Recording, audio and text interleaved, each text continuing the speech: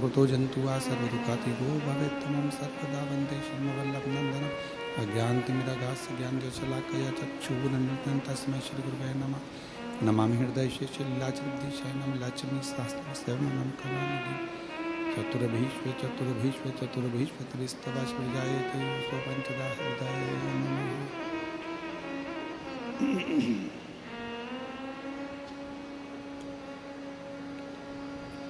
बोलो विश्वनाथ भगवान की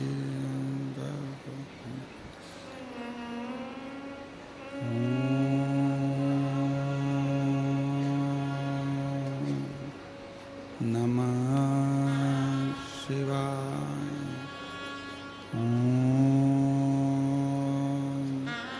नमः शिवाय।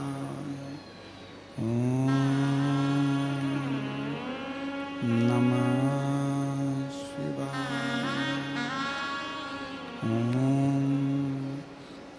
नमः शिवाय।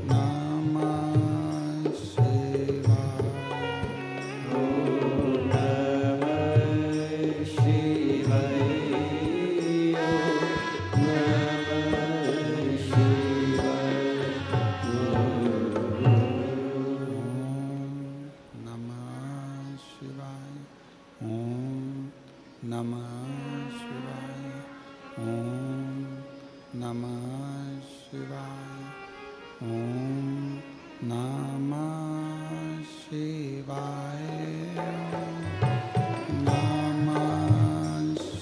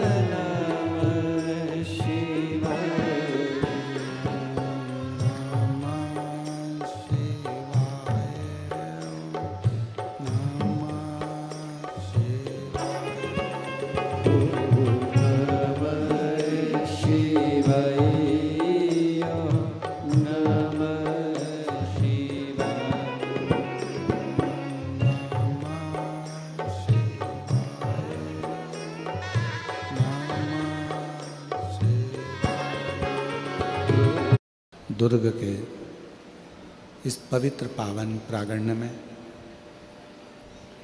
भगवान शिव की कृपा से, करुणा से, उनकी उदारता से ये पवित्र पावन शिव महापुराण की कथा बाबा देवाधिदेव महादेव की करुणा और कृपा से चल रही है। आज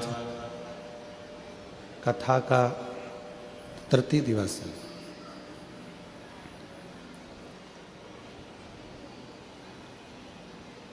कथा मंडप में विराजमान सभी संत, साधु, तपस्वी, ब्राह्मण, गुरुजन एवं कथा में पधारे सभी अतिथिगण,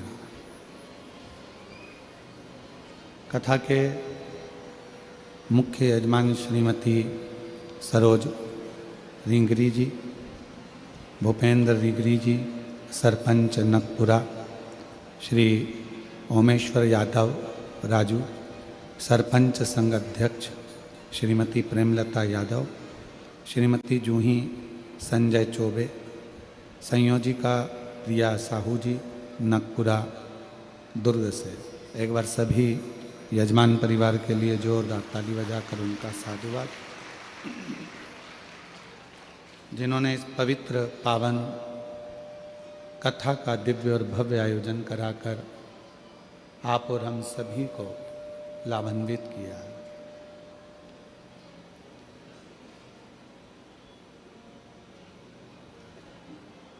शिव जो संपूर्ण जगत के अंदर, संपूर्ण विश्व में, चाहे पशु हो, पक्षी हो, जलचर हो, थलचर हो, वायुचर हो, जो सब में है और सब में समाया हुआ है।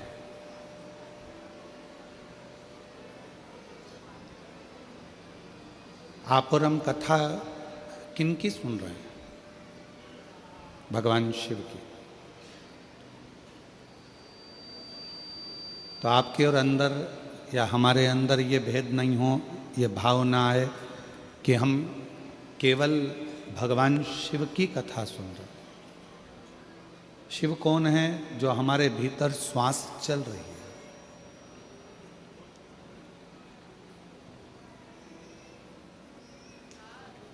जितनी श्वासें इस शरीर के माध्यम से निरंतर चलती है वही शिव माना गया, उसी को शिव कहा गया।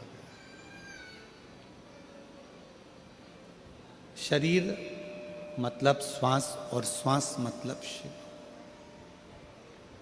और जिस दिन इस शरीर से श्वास निकलना प्रारंभ जो बंद हो जाए, इस शरीर से जब श्वास निकलना रुक जाए तो वो शरीर फिर शरीर नहीं रहता, वो शव बन जाता, वो शव हो गया। मतलब शिव निकल गए, शरीर शव बन गया। कोई आपसे पूछे कि हम शिव महापुराण की कथा में क्यों जाते हैं, हमारा कथा में जाने का कारण क्या है, किस लिए जाते हैं? उसका केवल एक कारण है कि हम शिव महापुराण की कथा में नहीं, हम अपनी ही कथा को, जो भीतर हमारे शिव विराजमान है, जो भीतर हमारे शंकर विराजमान है, हम उन्हीं की कथा को सुनने के लिए जा रहे हैं। हम कहीं दूर, इस व्यासपीठ ने पहले भी आप लोगों को कहा है कि हम परमात्मा को ढूंढने के लिए बहुत दूर ना जाएं। हम भगवान को ढूंढने के लिए बहुत दूर ना पहुंचे।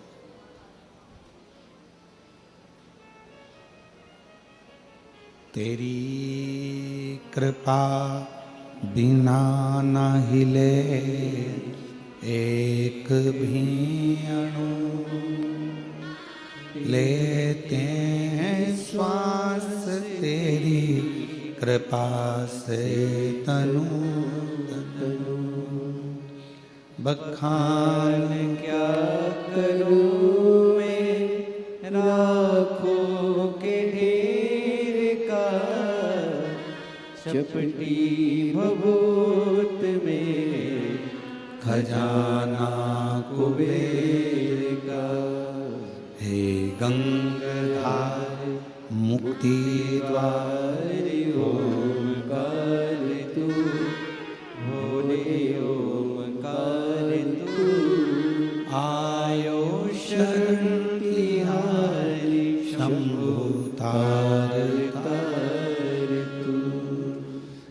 महापुराण की कथा कहती है जरूरी नहीं कि तुम्हारे हाथों में माला होगी तो ही परमात्मा मिलेगा।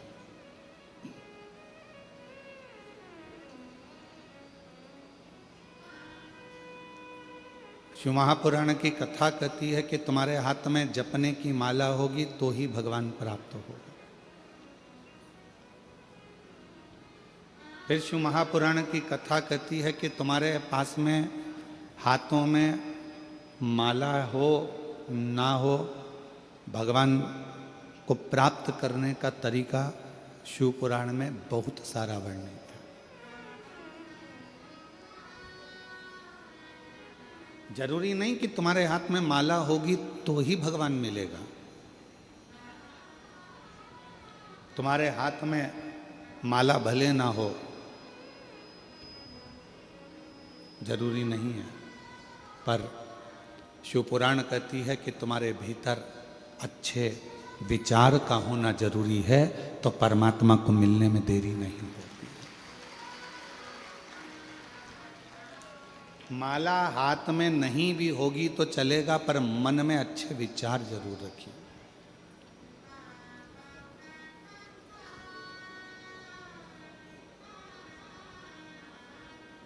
दुनिया में सबसे ज्यादा फ्री में क्या मिलता है?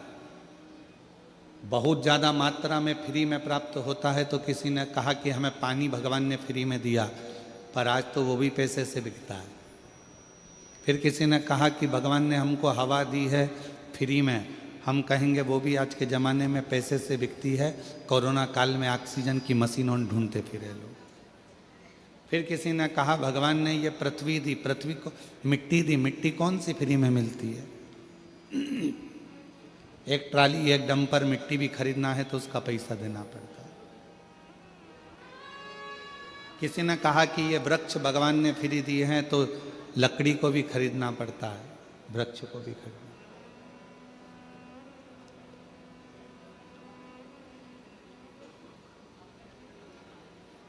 आज के समय में दुनिया में सबसे ज्यादा मात्रा में फ्री में मिलने वाली चीज केवल एक ही है, जिसका नाम निंदा है। जिसका कोई पैसा नहीं लगता, जिसकी चाहो उसकी निंदा करते रहो, फ्री में मिलती रहती है, फ्री में, उसका कोई पैसा नहीं।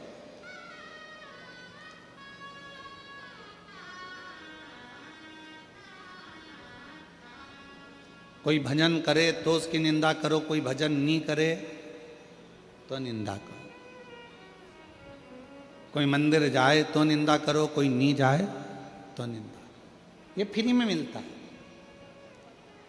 पानी का भी पैसा लगने लगा, हवा का भी पैसा लगने लगा, भूमि का भी पैसा लगने लगा, मिट्टी का भी पैसा लगने लगा, वृक्षों का भी पैसा लगने लगा, पर निंदा का कोई पैसा नहीं।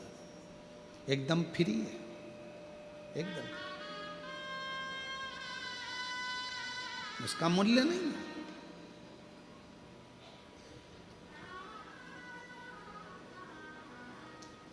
पूरे मोहल्ले में, पूरी कॉलोनी में, पूरी सोसाइटी में, पूरे गांव में, पूरे नगर में, पूरे क्षेत्र में कई लोग मिलेंगे जिनके पास दिन भर कुछ काम नहीं है, केवल निंदा करना है। केवल बैठे बैठे उसकी निंदा करना है। कथा हो रही है, हाँ, कहाँ हो रही है? नकपुरा में। ओ, कोई कहेगा बहुत अच्छा हुआ नकपुरा में हो रही है, और कोई कहेगा इतनी दूर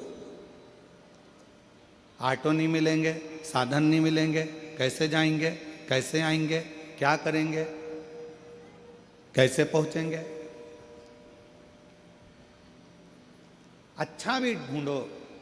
निवेदन है, शिव महापुराण की कथा कहती है हाथ में तुम्हारे माला नहीं होगा चलेगा, हाथ में तुम माला नहीं पकड़ोगे चलेगा, पर मन में अच्छे विचारों को पकड़ कर रखना, अच्छी सोच को पकड़ कर रखना, तो परमात्मा मिल जाए, भगवान मिल जाएंगे। भगवान को पाने का सबसे सुंदर तरीका है, परमात्मा को पाने का सबसे सुंदर तरीका है, भगवान के शरणागति को प्राप्त करने का सुंदर तरीका है, अच्छे विचारों को अपने भीतर रखिए। अच्छी सोच अपने भीतर रखिए,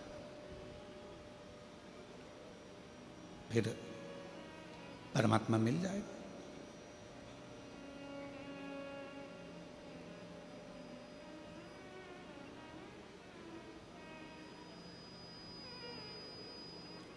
दो चीजें हैं, जरा विचार करिएगा। भगवान के मंदिर, शंकर भगवान के मंदिर में लोग जल चढ़ाने के लिए जाते हैं। शिव जी के मंदिर में लोग जल चढ़ाने जाते हैं। आप लोग जाते हैं कि नहीं जाते? जम के तो बोलो, जाते हैं, ठीक है। शिव जी के मंदिर में यदि आप जल चढ़ाने के लिए जाते हो और आपने अगर शिव महापुराण की कथा को सुन रखा है, तो कथा में बारंबार आपको सुनने को मिलता है कि ये शिवलिंग शिव है, ये जलाधारी माँ पार्वती जी का हस्त कमल है, ये सामने से जो जल बहता है, राइट में गणेश है, लेफ्ट में कार्तिकेय हैं, बीच में अशोक सुंदरी है। शिव जी के ऊपर जो बूंद बूंद पानी टपक रहा है वो शिव जी की 5 लड़कियां जया, विषहरा, शामली बारी, दौतली देव है। ये सारा पूरा की पूरा स्थान शिव जी के सामने से, जहाँ से जल बहकर जमीन पर आकर नीचे जाता है, वहाँ पर 33 कोटि देवता विराजमान हैं। शिव जी की पिंडी पे से जल गिरकर जब नीचे की ओर आता है और जो मोटे भाग से जल नीचे आता है, वहाँ पर सारी 64 योगिनियाँ हैं, सारी देवियाँ विराजमान हैं। अब जो समझ गया वो शिव मंदिर में जाकर ना गणेश जी को ढूंढता है, ना कार्तिकेय को ढूंढता है, ना पार्वती को ढूंढता है। ढूंढेगा क्या? जम के बोलो जरा। नहीं, ना वो कार्तिकेय को ढूंढ रहा है, ना वो श्री गणेश जी को ढूंढ रहा है, ना वो पार्वती को ढूंढ रहा है। अब जिसके दिल में ही शिव नहीं बसा है, जो भगवान शंकर को जान ही नहीं पाया, वो मंदिर में जाकर क्या करता है? एक लोटा पानी लेगा, शंकर जी पे भी चढ़ा देगा, उसी पानी में से गणेश जी को भी चढ़ा देगा, उसी पानी में से पार्वती जी को भी चढ़ा देगा, उसी पानी में से कार्तिकेय जी को भी चढ़ा देगा। अरे भैया, अगर शिव महापुराण की कथा सुनी है तो शंकर की कथा में आता है, जहां शिवलिंग है, जहां शंकर विराजमान है, वहां जल पूर्ण समर्पित कर दो, सारे देवताओं में अपने आप पहुंच जाता है। उसको देना नहीं पड़ता, उसको पहुंचाना नहीं पड़ता। और ये गलती बहुत सारे लोग करते हैं। आप लोगों से निवेदन है, शिव जी के मंदिर में अगर जल चढ़ाने जाना है आपको, तो पार्वती मैया को अलग से जल नहीं चढ़ाना, कार्तिकेय जी को अलग से जल नहीं चढ़ाना, गणेश जी को अलग से जल नहीं चढ़ाना। किसी भी मूर्ति पर शिव को जल चढ़ाने जाओ तो अलग से किसी मूर्ति पर जल मत चढ़ाओ, ना पार्वती जी को, ना गणेश जी को, ना कार्तिकेय जी को। अगर जल चढ़ाना है तो केवल देव अधिदेव महादेव पर चढ़ाओ, वो जल सारे देवताओं तक अपने आप पहुंच जाएगा, उसको पहुंचाने की जरूरत नहीं है। चलो और सरल भाषा में समझ लो। तुम्हारे घर में तुलसी का पौधा है? हाथ उठाओ जरा, किस किस के यहाँ? सब लोग रख लो। अब ठीक है, रखो। तुलसी के पौधे में पानी कौन कौन देता है? सब देते हो, ठीक है। पत्ते पे देते हो क्या? नहीं। डाली पर देते हो क्या? नहीं। मंजरी पर देते हो क्या? तुलसी में पानी कहाँ दिया जाता है? तुलसी की जड़ में। जड़ में पानी दे दिया तो वो तुलसी के पत्ते पत्ते में पानी पहुंच जाता है, मंजरी में पानी पहुंच जाता है। वृक्ष की जड़ में पानी दे दिया तो वो पानी सब दूर, फल में, फूल में, डाली में, पत्ती में, सब जगह पर वो पानी पहुंच जाता है। उसी तरह जैसे जल जड़ में दिया जाता है, पानी जड़ में दिया जाता है, तो वो सब जगह पहुंच जाता है। उसी तरह शिव मंदिर में केवल शंकर भगवान पर जल चढ़ाया जाता है तो वो सब देवताओं तक पहुंच जाता है, सब देवताओं तक।